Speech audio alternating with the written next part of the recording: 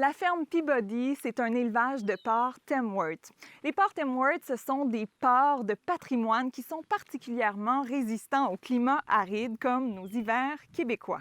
La ferme Peabody a commencé donc en 2010 avec 2 cochons et ils sont maintenant rendus avec une grande famille de 14 truies, un verra et tout ça donne naissance à plus de 200 porcelets par année.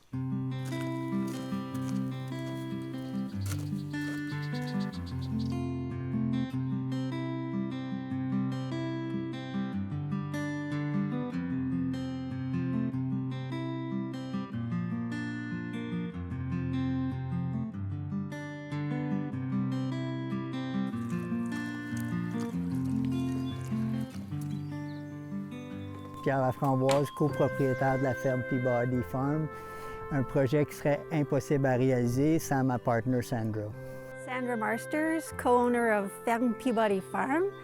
I love Peabody Farm because of the animals and the beautiful nature that we live in.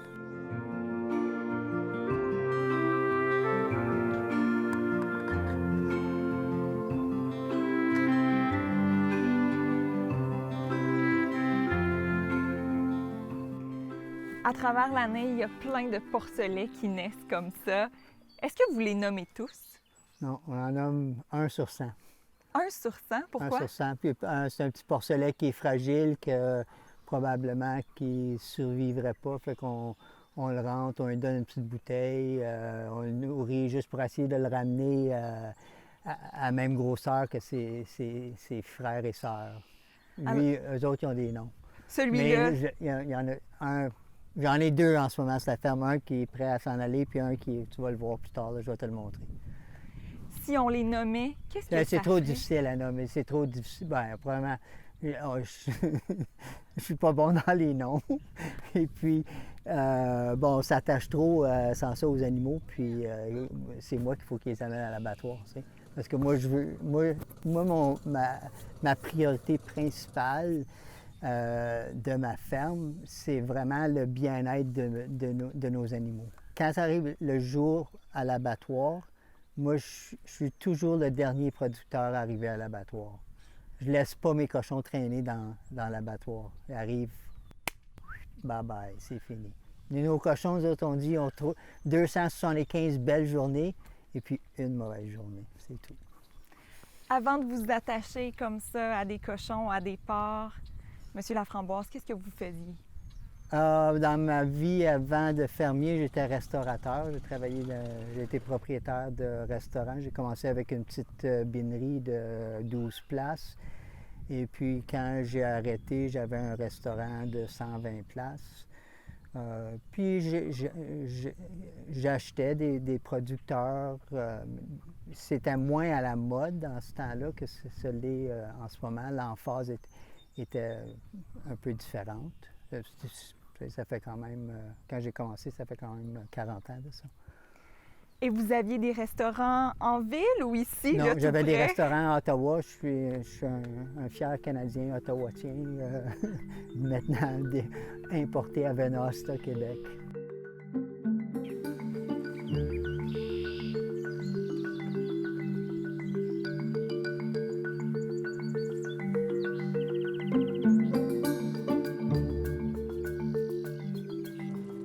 Bon, avec notre background en restauration, on a décidé, bon, on va faire des tables champêtres parce que ça, c'est très, bon, c'est plaisant à faire. C'est une façon de développer notre clientèle parce que nous autres, on vend pas au restaurant, on vend pas dans les épiceries.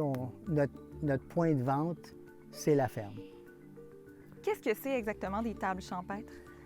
Les tables champêtres, c'est des produits, c'est la production de la ferme ou des fermes de nos voisins. Puisque nous autres, souvent, dans le développement du menu, on va faire un plat, le plat d'entrée, le premier service. On va encourager nos amis, nos voisins qui sont producteurs de canard. Fait qu'on va préparer quelque chose avec leur canard, puis ça va être le premier plat de la soirée. Une autre fois, c'était le bœuf nos amis à Baltimore, les agneaux de la ferme La Ronde en arrière, juste en arrière ici. C'est vraiment de... Parce que, bon, eux autres, parce qu'on met leurs produits en vedette, eux autres, ils amènent de leurs clients. Fait que c'est un entraide là, de cuisiner des produits locaux de chez nous, de notre terroir, de notre région. Ça peut rassembler combien de personnes quand vous faites des tables champêtres? Les invités, là, il y en a combien? Normalement, ça roule entre 80 jusqu'à 120. Quand même. Oui.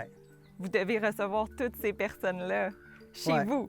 Chez nous, puis c'est de la vraie vaisselle, de la vraie argenterie, des vraies nappes, des vraies chaises. Il n'y a pas de plastique, il n'y a pas de papier. Plus, on a toujours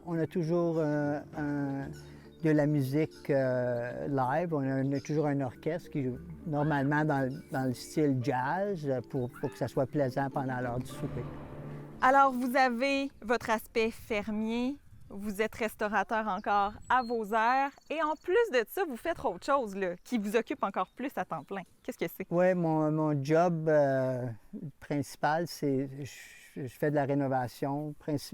Mais les choses que je fais le plus, c'est les salles de bain puis les cuisines. Ça, c'est mes deux forces où est-ce que je travaille. Ça, c'est 90 de mes projets. Ça ressemble à quoi une journée type pour Pierre Laframboise, du moment qu'il se lève jusqu'au moment où il se couche? Je lève tôt, 5h30, 6h, fais une ronde, nourris nos animaux, s'assure que tout est correct pour la journée. Après ça, la majorité de notre business puis nos clients, c'est dans la région d'Ottawa. Fait qu'on retourne à Ottawa. Ça, c'est un 45 minutes, 50 minutes. Mais ça, c'est le monde dit tu conduis beaucoup. Mais il y a des gens qui passent plus de temps dans leur voiture à aller de la banlieue au centre-ville. Nous autres, l'accès au centre-ville d'ici, c'est quand même très rapide. On fait ça, on fait notre journée de travail, boum, on revient à la maison, on nourrit nos animaux, on fait une couple de petites réparations, prépare nos choses pour le lendemain, on se fait un souper, on relaxe un peu, puis on recommence. Et vos fins de semaine, est-ce que vous avez le temps de relaxer? Ça fait partie je pourrais te montrer notre collection de clipboard, nos listes, nos choses qu'on a, les projets à faire, tu sais, bon, la clôture. Qu'est-ce que vous aimez le plus faire au sein de votre ferme? Qu'est-ce qui représente le plus pour vous la ferme Peabody? Moi, ce qui représente le plus la ferme Peabody, c'est si quelqu'un arrête de faire une petite visite de notre ferme, on est fiers de leur montrer que nos animaux vivent comme des porcs devraient vivre. C'est-à-dire? C'est-à-dire d'être dehors, dans la boue, creuser des trous. Mais c'est pas une production qui pourrait être faite pour tout le monde. C'est des marchés niches, c'est des animaux d'héritage, donc ils restent dehors à l'année. Ils ont tous accès à des petits hangars ou des petites places pour se protéger du soleil ou de la pluie ou de la neige, mais c'est des animaux qui restent dehors à l'année longue. À l'hiver, quand on perd contrôle des clôtures électriques, là, quand c'est en dessous de toute la neige, bien, il y a des cochons partout. Pierre Laframboise, on va finir l'entrevue avec la question sucrée. Hein? Je vous inviterai à prendre un papier, une des questions, et je vous invite à y répondre. Lisez-la à voix haute. Ça, c'est une bonne. Avez-vous une truie chouchou? Oui, certainement. Ça, that's a no-brainer. On a... oui, il y a définitivement. Puis, entre moi et Sandra, ça serait probablement pas la même. Ah non? Non. J'ai eu une des premières truies, on l'appelait G, elle n'est plus avec nous autres.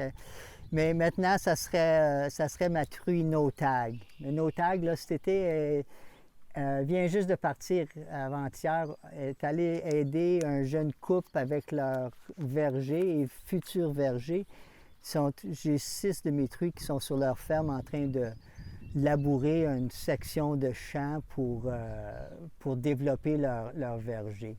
C'est les truies qui s'en occupent C'est les d'aller truies qui font labourer. le travail, le premier travail de labourer le champ avant de planter leurs petits fruits et leurs pommiers. Alors, pour vous, votre truie chouchou, elle est là-bas en Ouais, ce moment. ouais. Et comment s'appelle-t-elle? No tag. No Tag, c'est No ça. tag, son nom c'est No tag parce que, bon, à un moment donné, on met des tags dans les oreilles, un pour statistique, savoir, bon, c'est qui le père, c'est qui la mère, blablabla.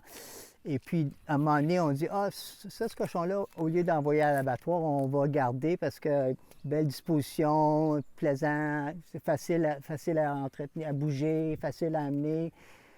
Puis, quand on a décidé de la garder, elle n'avait pas de nom, mais elle avait perdu son tag. Fait qu'elle a un trou dans son oreille. Fait que son nom, c'est No Tag.